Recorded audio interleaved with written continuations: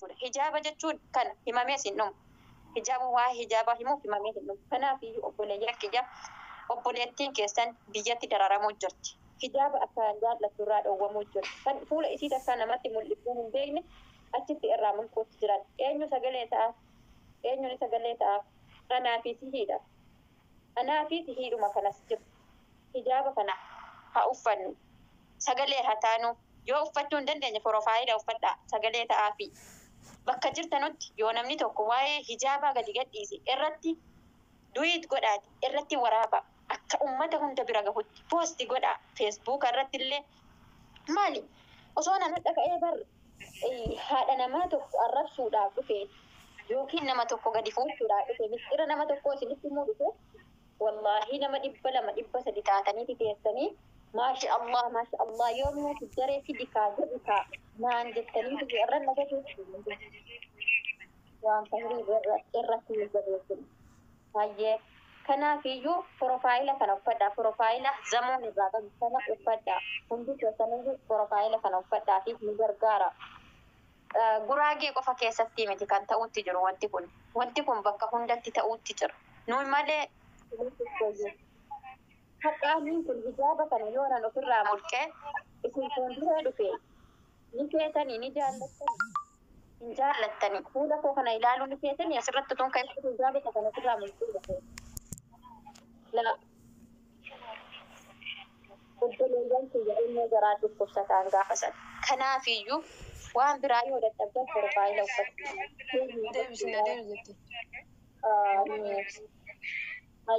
Hayyee Jamiila. Akkasii piroofaayila nu gargaara. Damu as bayatilleen kanaafi baarakallahu fiikum. Amantii keenyaaf nu huma dhaabbata. Amantii keenyaaf nu huma gaachana ta'aaf. Kanaaf obboleeyyan keenya rabbiin irratti nu haasissu. Rabbiin hijaaba kana irratti nu haasataru. Warra hadda hijaaba kanaaf faayamee wariitu aakiraatti illee akkanumaan jannatal firdoosiin keessatti wal ga'u rabbiin nu haa taasisu. Ijoolleen keenya musliimaa kullitti hijaaba kana rabbiin itti nu kaa'uun keessa. Abboo wallaahi rabbii yaadaa muraada keessa. Mana amiina la. Du'aayi godhatanii la. Kanaafiyyuu rabbiin hijaaba kanaan nu haa faayu. Warra hijaaba kanaan faayamu rabbii nu haa taasisu. Rabbiin ni danda'a. Yaadaa muraada keenya kulli obboleeyyan keenya waliin nu qabu. Obboleeyyan keenya rabbiin nu haa sataru. Rabbiin nu haa sataru. Abboo rabbiin salphina biyya duniyaa fi aakiraa najaa nu haa baasu. Rabbiin salphina biyya duniyaa fi aakiraa najaa nu haa baasu. Otuu lubbuudhaan jiru qaama keenya qullaa deemu rabbii najaa nu haa baasu. Rabbiin najaa nu haa baasu. Abboo wallaahi warra dhiiraatti shayxaana ta'uu irraa rabbii nu haa hoffolchu. Duriitu irraa gaafatamu irraa rabbii nu haa hoffolchu. Qaama keenya hadda uffata haphiidhaaf uffata faashinaa uffanne gaafa fuuldura rabbii dhaabbanne wallaahi uffatuma sana kaafamna jedhan subhaana wa ta'aalaa bubbee wayii fidee jedhan mataatti achi onnuu deebisadhan uffata nuti hadda akkasittiin haphii kana kan qaamni keenya kudha lamman bakkee jiru jechuudha. Bakkee jira qaamni keenya kudha lamman akkasittiin deemnu duriitu gaafa guyyaa kaafamaa sanallee akkuma sanitti kaafamna jedhan waanuma irratti nuti irratti kaafamta jedhan yaa obboleessi. يا بوليسك ربي ورا خير دلقة هذا والله بلا بس أدرك من تبغى تجرو سببي دلقة كينيات سببي هجيت حتى أتو أتي سترتي أتو أتي حتى سترتي برزنان ينبايتو بوليتي والله ينبايتو حتى بدين سلا الدنيا كان لله كم توبر بربي يكبجما مكة مدينة كيسة دلقة موت تجرا بوليجا كم تسينيجات جبنكون منو ما نما دوسكي gaafa asii balaan tokko gadi dhaabbatee nuti hunduu rabbii kana nu godhonna malee takkaa dalagaa keenyaa rabbi kan namti buute jennee hin beeku. Takkaa jireenya keenya keessatti rabbiin garuu addunyaa irratti illee nutti agarsiise waan dalagaa keenya. Addunyaa irratti marraa tokko miti marraa lama sadi deddeebi'ee waan dalagaa keenyaa nutti agarsiise. Nuti garuu irraa soofachuu ni wallaal, irraa barachuu ni wallaal. Obboleeyyan keenya rabbiin haa sodaannu. Obboleettii kee meeqa tutuutu feedhaan xaffurtuu addunyaa kanarraa deemtee jirti obboleessa keenya. Appuleettii keenya kan dhufni qullaa dhaabbattu asirraa galtee jiru. Maal keessatti kun jirtu beekanii hin beekan. Jamii lamaa ifii dhufan. Jamii lamaa ifii dhufan. Jamii lamaa ifii kee dhufan. Kanaafiyyuu obboleeyyan keenya diinii keenya namali homaa hin qabnu bakka jirru qabsoo diinii keenya irratti hajabaadhu. Barakallahu fiikum. Khayriitu Jechuun waan qalbii miti. Addunyaan qaqqabu waa'ee diinii keenya irratti qalbiin hin jiru. Bakka irratti karaa dandeenye jajjabaachuu qabna. Uma fedhan iyyuu haa ta'u. Yoo nuti irraa callisnee eenyutu nuuf dubbata diinii keenya irraa? Nuti karaa dandeenye hin dubbatu. Kanaafiyyuu nuti utubaa waliif haa taanu. Nuti gahee guddaa akka taphatullee nu humaadha. Obboleeyyan keenya kanaafiyyuu rabbiin haa sodaannu. Rabbi sodaa isaallee nu keessa haa kaa'u. Maaliifan uumamee rabbiin of nu haa beeksisu. Nama waan uumameef beekullee rabbiin nu haa taasisu. Nama wanti inni uumaa keenya waan biraarraa adda nu godhee fi akka nuti yaannuuf sammuutti yaannoon nuuf kenne. Makhluuqa hundarraa adda godhee wanti inni nu uumeef akka nuti yaannuuf. Haa ta'u garuu wanti nuti addunyaa kanarratti uumamneef akka nuti isa gabbarruuf, akka nuti ibaadaa isaa goonuuf, akka nuti gadi baanee cabbarruufi miti, akka nuti gadi baanee nama arrabsinuufi miti. Daqiiqaa fi sakandii tokkotti boriitu ni gaafatamta gaafa fuula rabbii san. Ni dandeessaa gaafa sana qixaaxasaa.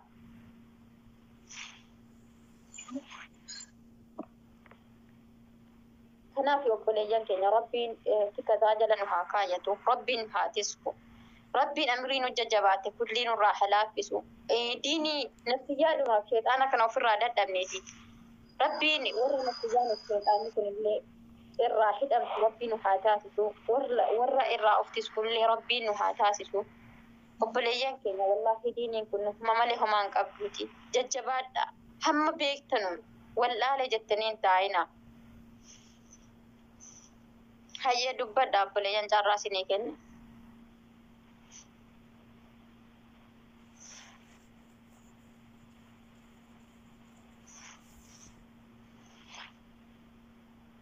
Sagaleen kiyanii dhagama haala. Egaa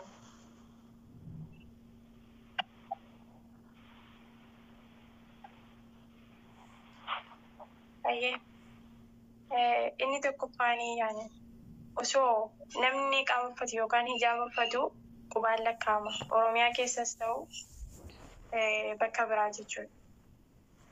Maaliif osoo waa'ee qaabaa beeknee osoo hundi keenya hajjabanneeti har'a kun nurra hin ga'u jechuudha.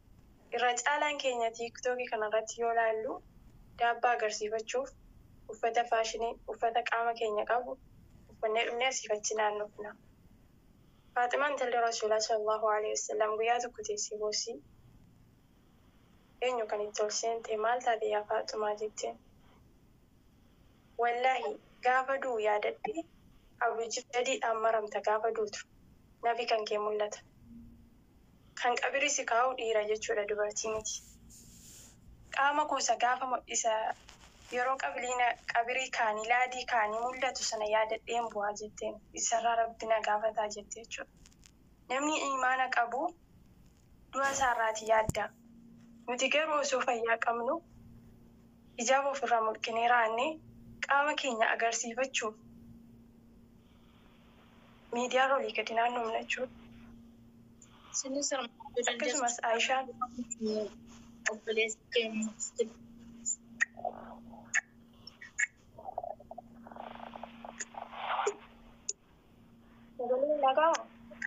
dhaga'amu. Qajeeltu ifamaa shamara afaan yaa fixadha. Jamaalii kanan galchita. Gorsa nuwaa kennani shamarran qofaa fi jechuu jiranii shamarran qofaa fi miti dhiiraallee walumaa galteedha. Isin jala ba'a isin seenaniitiin gorsa tokko nuufaa kennani dhiifama isinin jala garuu asii afaan yaa fixattu. An jalaa baya.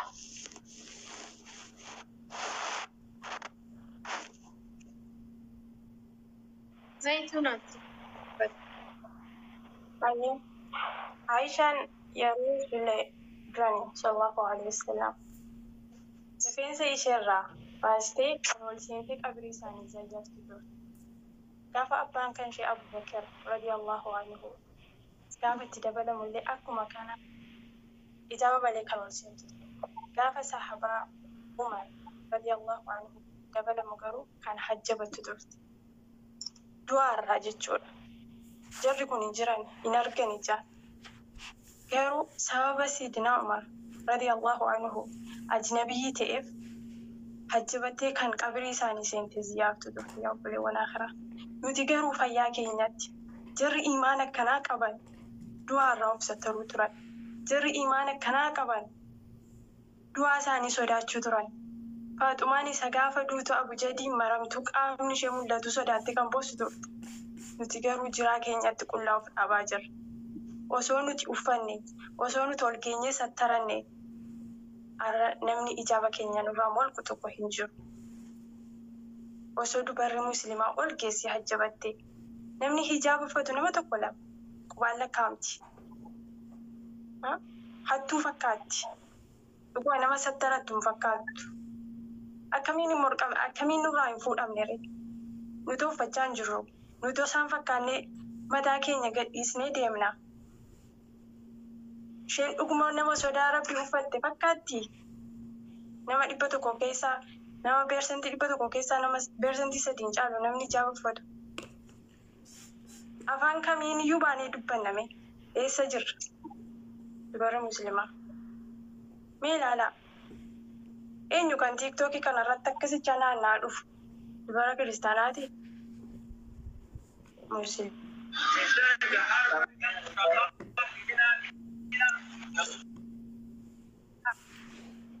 Adee saa abbaan gaafa cabsee Oromoo ija jaamsa. Nuti kabaja. Saniif hijaaba keenyatti haa jabaannu.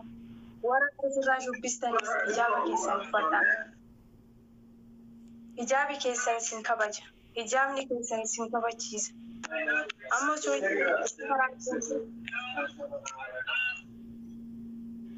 namni maqaa kee dha'u tokko hundinuu gad jedhee si dabarsa. Osoo ammoo uffata qaama keetti maxxanu uffattee deemte hundi namaan si lakkafa. Xiqqaanis guddaanis maqaasii moggaasee in lakkafamta jechuudha.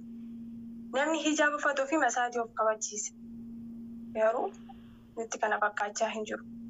Qaamni keenya bareedaan kun nurraa dhumuu jira. Duniyaa kanarratti akka bareedetti naquu jechuudha.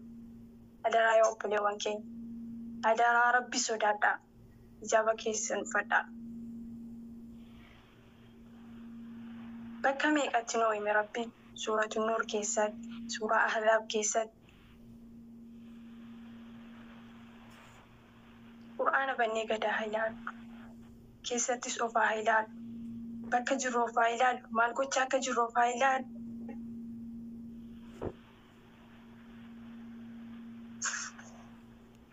Wallaahi.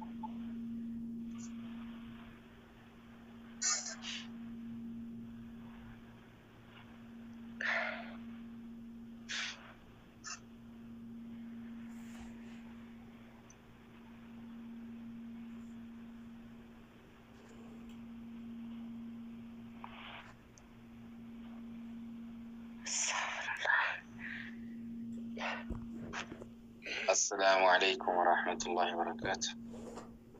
وعليكم السلام ورحمة الله وبركاته. أبائي بسم الله الرحمن الرحيم. الحمد لله والصلاة والسلام على أشرف الأنبياء والمرسلين نبينا محمد وعلى آله وصحبه أجمعين. السلام عليكم ورحمة الله وبركاته. وري نلاقيت عندك السنة بقى جراتني بقى ساعتي كان جيتني. الحمد لله الذي جعل الإسلام نما إسلام ما قبضته نما قرتني ما نقبضته وفتك أنا وفتة ذكري ربي كاسة بوروت سينا بولتي دين جزاك الله خيرا. أبشر نباريتي أكتي نفط وان مدراني شالا وانتي كيرا ما رفولي جرا isin obboleeyyan keenya uffata kana Rabbiin isin faahe obboleeyyan keenya biyya keessatti achuuchaan ragaa jiruuf du'aa'ii hin dagatina. Wallahi Rabbiin isin haa uffakuu hundi keessanuu waan ka'iriira jirtanii. Yeroo hedduu namni hedduun seenaa isin hordofus namni silaa bakkee khayrii tana waa xiqqoo dhaabbata. bakkeen taabtaabini ijatti ol beelleessanii leenca wal ari'an bakka biraatti silaa bakkeen irra khayrii qabdu bakka tana jedheeti yaada. Obboleeyyan fakkeenya keessanii hedduutu jira sanillee yaammadhaatii yaada kan akkamatti itti fufaa rabbiin isinaa waffaqu nama gartanii karaa malee jiru karaa irratti deebisuun nurraa jiraatu gorsii daawaan kama isinirra jirtan kana rabbiin isinaa waffaqu jabaadha inshaallah anumaaf rabbi isin haa jedhu. Nama hedduutu akka obboleettiin teenna duratti jette namni amantaa biraa biyya zeegummaa yoo deeme biyya ishiyaa tana yogguu deemu achitti abaayaa uffatee hiqaaba uffatee qoonqoo ofiitiif jecha dalagaa ture. Gaafa achii ka'ee boole masaan gahuu boole masaan keessatti ofirraa darbee osoo biyya teenya tana hin geenne akkasitti deema jecha ofirraa darbee waan uffate isaan ta'iniif. Fakkeenya sanii fudhattee ijoolleen islaamaa nama hedduutu achitti uffatanii ofirraa darbanii jira. Haala qoonqotii fi haala gartanii maatii ofii jijjiiruu biyyaa ba'uun akkasuma tahee uffanni kun kabajaa qabaa. Egaa rabbiin isin uffise jabaadha. Nasihaa akkanaa tana yeroo hedduu irra deddeebi'aa walii dhaama. Rabbi isin haa waffaqu. Hundi keessan waan khayrii irra jirtanii isin irratti hin dheeressu. Assalaamu alaikum wa rahmatullahi wa barakaatuh. وعليكم السلام ورحمة الله وبركاته جزاك الله خيرا ربي نسني راح جالته نسياك أن نقول كسني في الله والله هدو قلتوما جزاك الله خيرا هيا bakkeetta akkaanitti siniidhaamu biyya keessatti ijoolleen iqaaban hin barattu haayiskuulii elementariin seenamu waan jedhamu tokkollee ni jira. Kuni obboleeyyan akka sooshaal miidiyaa irra haasa'an marallee miti. Fakkeenyaan amma naannoo an jiru kana keessatti ijoolleen ittiin ni baratti. An Oromiyaa keessa jira. Bakka maraa miti alhamdulillah ijoolleen kolleejjii barattu warri ijoolleen islaamaa namni rabbiin isaanii laaffise aga yuunivarsiitii agartanii elementarii hundi isaaniitu namni rabbiin isaa laaffise uffataa jira. Kunillee gammachuu inshaallah du'aa'ii godha kana caalaa akka rabbiin nu cimsu inshaallah. جزاك الله خيرا أيها بليان والريادة أبدا والسنة يادة كيسان كندا نمني أمانتين كن إسين كوكو نمني دقمتي ميد أمني أمانتي كيساني إسين إبو ميد أمني بليان كيساني إسين لكبو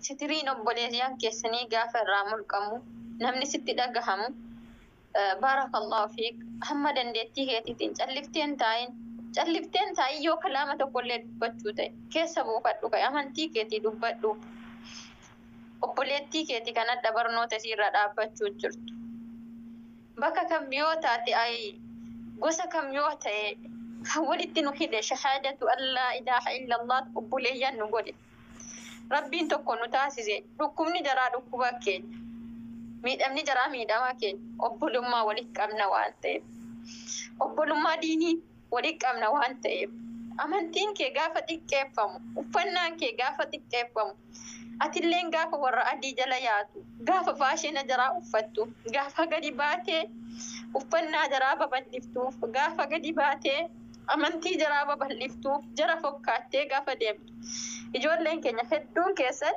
iskaarbii tokko yoo uffattan akkana ol deebiftanii mormi keessan kun qullaa jira akkuma jiruttuuyyuu mormi kee kun qullaa jira ati garuu intala musliimaa jedhamtee waamamte maqaan kan kee Aayishaa Khadiijaa Faatimaa dhugaadha nama si eeguun qabdu biyya namaa keessa jirra yoo ati lubbuu kee ofii keetii eegde yoo ati hadha nafsiyyaa kee ofii keetii eegde nafsiyyaa keerraa of eeguu dandeessa.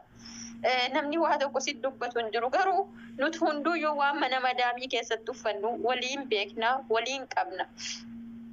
Asirra dhufnee miidiyaa gubbaa dhufnee wal soomnee yeroo madaamii ija madaamii eeggannee yeroo siin gadi baate kujiinaa dhaqnee viidiyoo ija lama waraabnee gadi lakkifne wal beekna waan taaneef jechuudha. Maaliif yeroo siin gadi baate yoo ija sii ilaallanneetiyyi gadi baanee achirra dhaabbanneeti viidiyoo ija lama waraabnee akka waan sana uffanneeti dalagaa dalaguu jirru. Laa wallaahi ummaa keenya fokkaannee dalagaa dalagnaa bar.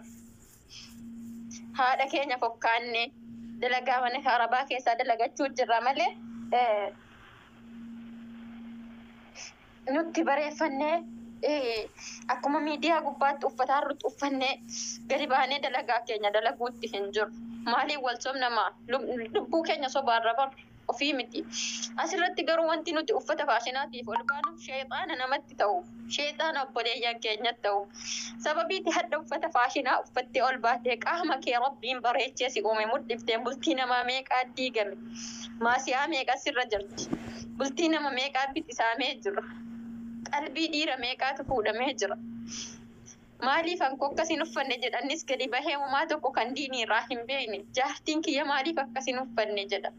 Gadi baasee jaartii isaarraa hijaaba mulqeetiyyee uffata faashinaa kana tokkoka gubbaatti argee galeetti uwwiseeti gadi baafata innis harka qabatee viidiyoo gadi baafata. Obboleeyyan kiyya Rabbi keessan sodaadha. Haati manaa kee kafana keeti. Haadha manaa kee kafana kee gadi baaftee miidiyaa gubbaatti akka feete waliin hin ta'in. Akka feete waliin hin caffariin. Haati manaa kee sitirii keetii dhofkadhu sitirii kee gola keessatti. Gola keessa kaahadhu laahikiiniif fooloon itti addatti hin beekamtutti itti haftu. Homaa tokkollee siin fayyadu. Duniyaa kanarra dhiistee deemta waan taateef. Ustaaza ergadhaa baarakallahu fiikum.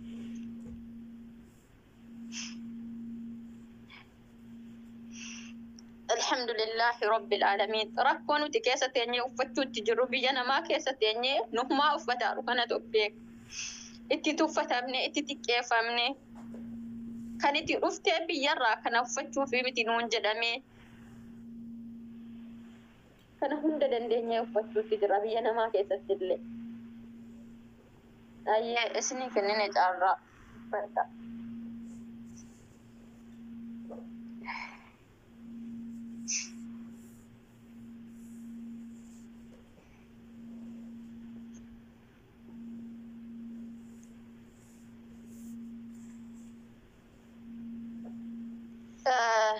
جمال إن أجلسوا أستاذ جمال دبدا شبكة ثاني إن أجلسوا أوروبيا جراني إن شاء الله بارك الله فيكم دبدا Maayikii qabatanii jiru. معك رباسة دبدا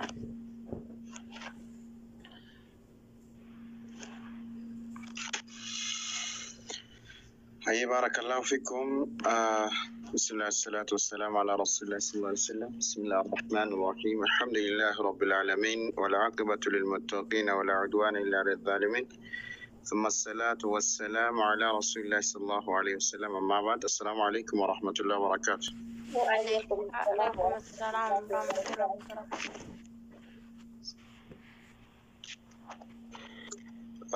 ما شاء الله.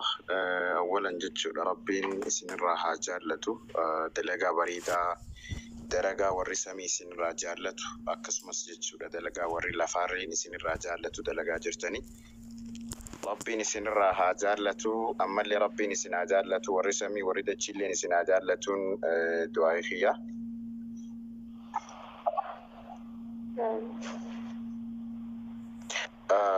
إن شاء الله وانتي سنرا جرتان كن جتشودا وان بريدا حالان جتشودا وانتا إجوتي دا ما شاء الله إسن بيالاتي سني كستن بي خيستي وانتو تخناف هنگم تكركتشون كيسان هنگم تكركتشا جرتان تكو شبكاتنا ركساتوري مالي قالين باتوري قالين نباساتوري سوا خناتي في مالي تورا جتشودا كاني رتر ما تشوفتوري والله يرو الرايوني في الالتي تيك توك بكا غراغرا يوديمتي وانتني في شامو بلين كينيا كنن شامرانيسي كنن ديراسي رجران هدوان الفاتو في وانا مسال فجسودا بكو تخيري اكسي غافار جيتومو فارلا سني هدو غمدا هدو دا ستيس دغاما جچودا kun waan bareedaa namoonni biraa obboleeyyiin keenya kanneen shamarranii kan biraalleen fakkeenya isinirraa fudhatanii itti fufuu qabanii asumaan gama ajandaatti yoonifiin darbu jechuudha. Ajandaan irra qabattanii jirtan ajandaa hijaabaati jechuudha. Yaa Rabbi isinirraa jaallatu wallahi haalli biyyi keenya keessa jirtu hedduudha ulfaata. Hedduu ulfaata. Musliimoonni guraagee jala jiran goncaree sun jechuudha. Hedduu iyyaati kan jiru gidduu kana alhamdulillah rabbiin nuuf haa dhaga'u malee karaa FBs akkasumas karaa Telegiraamaa chaanala garaagaraa irratti illee hanganii fi danda'amu namootaan illee akka iyyan illee itti himnee bifa saniin socho'aa turre. Isinis kunoo kanumarra jirtan Rabbi jazaa isiniif haa kafalu. Haalli uummanni sun keessa jiran amantaa keenya kana gaggeeffachuutti akkasumas jechuudha shamarran keenya hijaaba uffatanii mana barumsaa barachuu karaarra socho'uutti haalli isaan keessa jiran haala hedduu ulfaataadhaa fi hedduu nama sodaachisu fuulduratti jechuun waan akkaan sagalee ta'uun barbaachisu. Amma namni keenya wanti guddaan jiru gaafa wanti saba maal kun dhufe woo jechuu amantaa irratti immoo sagalee ta'uun ni xiqqaata. Kun ammoo ta'uu hin qabaatu. Moorirra caalatti kan nuti sagalee ta'uuf qabnu waa hunda lubbuu keenya ittiin maswaatinneetii ittiin kafaluu qabnu amantaa keenya. Obboleeyyan keenya kan shamarranii shamara jechuun wallaahi waan biraa miti akkuma ni fi dabarsan jechuudha warri salafootaas jechuudha yookiin haadha teenya haadha irraa dhalannee haadha jechuudha nu deesse yookiin obboleettii teenya ta wajjin dhalanne yookiin haadha manaa teenya kan bultii keenya jireenya keenya wajjin gaggeeffamu sirrii keenya wajjin gaggeeffannudha yookiin ilmoo teenya tan nuti dhalchinu jechuudha. Kanaaf directionii afran kana ala hin baatu haa ta'uuti ni dhaga'ama sagaleen kiyya connection wise na rabbasha. Ni dhaga'ama. Okay, kanaaf kun ammoo furmaanni kana kan dhufuu danda'u yoonii fi iyyine qofaadha. Namoonni bakkoota poozishinii garaagaraa sadarkaa aangootatti jiran akkasumas jechuudha paralaama irraa ka'ee hanganii fi nama dhuunfaatitti ustaazonni gurguddaan majlisni akkasumas jechuudha majlisoonni federaalaas ta'e Oromiyaa irra jiran hanga gadiitti akkaataa iyyuu qabanii fi namni dhuunfaatis biyya keessaa fi biyya alaatti ilmi namaa kan musliima ta'e isonii fi waan tokkoon addaan wal hin qoodin jechuudha. Namni fi miseensa islaamaa ta'e musliima jaamu kamiyyuu kan iyyuu qabu ummata keenya ijoollee keenya kanarra kaasuu qabna jechuudha. Rabbiin illeen nu haa gargaaru. Maaliif tokko haalli isaan keessa jiran hedduu ulfaadha. Amma yeroo darbee TV'n tokko asiisee ture. Wallahi kilaasii keessatti barsiisaan dhaabbatee barsiisu garagalee isaan fokkora. Akkasumas ijoolleen warri dhiiraa jiran warreen amantaa garaagaraa ta'an deeggarsa karaa mootummaatiin qabu akkaniif isaan kana jechuun of jibbisiisan shamarran keenya alhamdulillahi kanaafi miti kan abdii kutatanii maaliif jennaan arshii gubbaa rabbiin subhaanahu wa ta'ala ajaje waan kana rabbi subhaanahu wa ta'ala waajiba kan taasise gubbaarraayi. Suratul Ahzab ayat 59 akkasumas suratul Nur ayat 31 ayinoonni biraallee ni jiran jechuudha waa hijaaba kan dubbatu. Kanaaf seera rabbi akka ta'e kan jechuudha bareedina shamarri tokko bareedinni si ittiin beekamu dubarri tokko dubartiin takka bareedinni si ittiin ibsamu wallahi hijaaba malee nama hin jirre yeroo har'aa fi miidiyaa garaagaraa irratti hordoftan wantoota garaagaraa irratti hordoftan uffatoota jiran keessaa uffata yoo eenyu uffata yoo maaltu uffatame sitti bareedee jedhaman warri kaafiraa kan nuuf masakkaraa jiru kan nuuf ragaa ba'aa jiru hijaaba wallahi jechuun fakkeenyaaf ilmi namaa tokko yoonii fi yeroo har'aa kana qofa osoo hin taane ijoollee kaafiraa ta'anii jechuudha. Ana madaabilee barnoota olaanoo keessa kan hin jiru yuunivarsiitii bakki inni amma jiru kuni wallahi namoota hedduutu na mudate maaltu na mudate beekta waan na dhibe keessaa dhaan jaan hin dhaga'ama.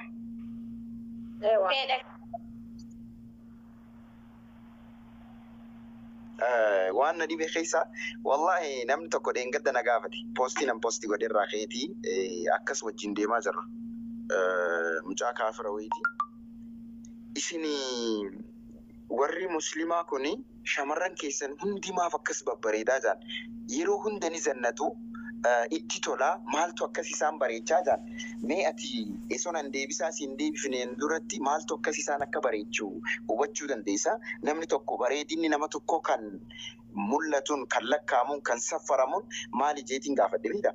Haalli isaan uffannaa isaanii jaan akkaataan isaan itti zannatanii deeman kuni hedduu na ajaa'ibsiisee jaan. Kanaaf amma yeroo hedduu gara fuulduraatti illee fuudhe eson shamarra muslimaa sun fuudhee natti tolaa jaan. Akkana baate ayya tolchite maashaallah baga ragaanuu baate kana waan warri samii hundinuu ragaanuu ba'e. Kanaaf egaa akkaati godhuu qabdu sirri eessitti tolanii mi'ee shartii qaba shamarran keenya. Akkuma nii fi yoos laalan sitti tolan kanatti niis qaaliidhaan jeen. Wanti tokko waan qaaliitu dhokfama malee wanti nii fi rafisha ta'e yeroo hundayyuu karaarra teessi. Bakki itti baatee teessi. Even hattan jechuudha yeroo baay'ee fakkeenya Dr. Zakir kaasuu keessaa akkasumas ulamoonni biraallee kaasan keessa muuzii itti fakkeessuu ta'a. Muuzii gaafaniif hin jiru qola muuziitii fi muuzii isa nyaatamu kana yoonii fi muuzii tokko magaalaarraa gaafaniif bittee nyaattu yookiin manoota kuduraaf muduraa garaagaras galuu dandeessa karaarraa argachuus ni dandeessa. Muuzii qolli isaa shaffanamee jiru tokkoo fi muuzii banamaa jiru tokko kan fudhattan jenna. Muuzii isa qolli isaa shaffanamaadha. Inni kan maaliif vaayirasii garaagaraa jira. Maayikirooorgaanizimii jaarmiyaa baakteeriyaa garaagaraatiin faalamee waan jiruuf infektiiv ta'eeti kan jiru jechuudha. Kanaaf maali hubatanii jiran waa'ee bareedina hijaabaa amantaa warra amantaa keenyaa isoo hin ta'in warri amantaa biraalleen hedduu hubatanii jiran. Alhamdulillah rabbil alamin kunni imaan dur akkamitti ilaalamaa ture duruma kutaa gadiirraa gaafa ol deemaa barachaa turee fi hijaaba jechuun namni hijaaba gaafa uffatu nama hin salaxxanne namanii fi boodatti hafaa namoota ilaalcha akkasiitu ture. Yeroo har'aa garuu maaliif jennaan obboleeyyan keenya mataan ol qabdaniiti kan jirtanii yuunivarsiitii garaagaraa irratti bakkoota garaagaraa irratti yoon fudhatan amma yuunivarsiitiin keenya jechuudha jamaan ni jira. Jamaan barattoota kun akkaataa irratti amiirri ni jira. Amiirri gama dhiiraatiin jechuudha. Gama shamarraniis akkasumas ijoollee shamarraniitti kan godhametu jira. Kun ni to'atama. Akkaataan uffannaa haalli uffannaa akkaataan itti adeemsa isaanii ni to'atamaa jechuudha. Kun immoo daawaa garaagaraa tokko namoota amantaa keenyaas ta'e amantaa biraa ilaalchi isaan hijaabaaf qaban kun jijjiiramoo akkaataa qaburratti akkaataa jijjiiruu hin danda'amurratti hojiin namoonni shamarran obboleeyyan keenya warreen uffatan kunis ittiin jijjiiruu danda'an hojjechuu danda'an irratti jechuudha. Yeroo har'aa yoo ilaalte hijaaba bira kutan niqaabistiidha. Ijoolleen keenya hedduun ijoollee niqaabistii jechuudha. Yuunivarsiitii galanii fiildii garaagaraa dooktireetii kan barachaa jiran obboleeyyan keenya niqaabistii garaagaraati jechuudha. Indaam jechuudha. Isoo waggaa jaaguutuu barattee yoonii fi karatti afaan dhufte kan hin beekneetu jira obboleeyyan keenya jechuudha. Wallaahi maashaallah kun waan jajjabeeffamuu qabu waan fuulduratti illee fakkeenya irraa fudhatamuu qabu. Kun ammoo niqaab yookiin hijaaba keenya uffannee jijjiirama nuti finnuutu hawaasa kanas jijjiiruu danda'a. Nuti tokkoon sochoonu kuni miidiyaa ummata islaamaati. Ani bakka hin jirutti miidiyaa ummata islaamaati. Miidiyaa jechuun miidiyaa maskootiidhaan yookiin karaa foddaa televezyiiniitii fi akkasumas meeshaalee teekinooloojii garaagaraatiin ibsinu yookaan gaggeessinu qofa miti. Ani bakka hin jirutti akkasumas jechuun obboleettiin tiyya Maashoon, Jamiilaan, Zaytunaan bakka jirtanitti jechuudha. Hundinuu sampiliidha yookiin ammoo hundinuu ummata kanaaf ummata islaamaa kanaaf miidiyaadha hundi keenya iyyuu jechuudha. Akkaataan uffata keenyaa, akkaataan nyaata keenyaa, akkaataan sochii keenyaa miidiyaadha. Yeroo har'aa akkoo sababaa nama tokkootiif amantaan kan ibsamaa jiru. Yoo har'a lafaa kaatee obboleettiin keenya takka isoo hin uffanne sochoode indam keessa baanii jechuudha. Maal isheen okkoo isoo hin uffannee jirtii miti siin daan. Kun ammoo maal jechuudha? Hawaasa keenyaaf yoo nuti bareennee deemne bifa saniin akkaataa jiruun akkaataa shari'aan keenya nu ajajjeen uffannee deemne miidiyaadhaan nuuf ta'a. Haala bareedaadhaan nuuf ta'a. Kun waan sagalee ta'amuufiin qabudha. Kana qofa osoo hin taane bakkoollee garaagaraa nuti illee kaka'umsa ni taasifna. Barattoonni yuunivarsiitii garaagaraa dhaabbilee barnoota olaanoo garaagaraa irra jiranillee waan kana bifa jama'aatiin gurmaa'anii bifa jama'aa barattoota muslimaatiin gurmaa'anii karaa yuunivarsiitiin illee gurmaa'anii waan kana ofirraa deebisuu irratti hundi keenya jajjabaachuu qabna. Namoonni biyya keessa jiran biyya alaa jiranis wanti kun wanta ijoodha. Obboleeyyiin keenya dararamaati kan jiran hattan keessa baanii jaba keessa baanii wallahi viidiyoo tokko argeen TikTok irratti jechuudha. TikTok irratti waraabamee kan gallakkifame isa jarri salaata bira dhufanii warroonni jechuudha ortodoksii harkadhaan gubbatti poolisiin keessa deemee keessa darba.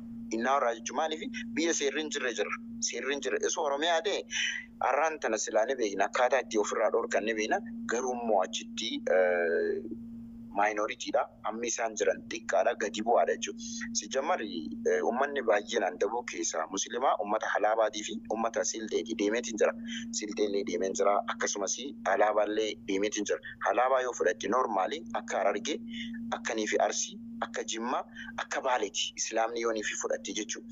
Hundi isaanii Islaamaa jechuu ni dandeessa. Uummata Musliimaati. Uummata amantaan Islaamaa uummata Musliimaati. Yoo waraabee fudhatte maannoo Sildee fudhatte illee akkasi. Akkasuma gamanii fi gara walqixxee yoo ilaalte irra hedduun uummata Guraagee kun kiristaana keessaa Ortodoksiidha kan isaan baay'atanii. Haa ta'uti garuu baay'ataa dhufee namoonni haalli isaanii jechuudha rileeshinii uummata biraatii wajjin qaban dabalaatii kan dhufe yeroo har'aa jechuudha. Kun ammoo hangam takka jechuudha Guraagee keessatti baay'inni namoota kiristaanaa baay'atee Huncaree keessatti immoo moor xiqqaadha baay'inni uummata musliimaatti achi jiran jechuudha. Kun akkaniif isaan cunqurfamaniif waan guddaa ta'aaf. Haa ta'uti garuu musliimni tokko tuqamuun musliimni addunyaa guutuu biliyoona 2 olitti lakkaaman kaka'umsa ta'aaf. Kun kaka'umsa nuuf ta'a. Kanaaf hundi keenya iyyuu bakka jiru sagalee ta'uu qabna. Kan biraan dhaamsa obboleeyyiin keenya shamarraniitiif dhaamsi ni qabu jechuudha. Indaa'um yeroonii fi akkasittiin coqqoramnu, yeroonii fi akkasittiin cinqamnu, yeroonii fi ma'anaa hijaabaa jechuudha. Haala kanaan bifa kanaan nurraa mulquudhaaf isa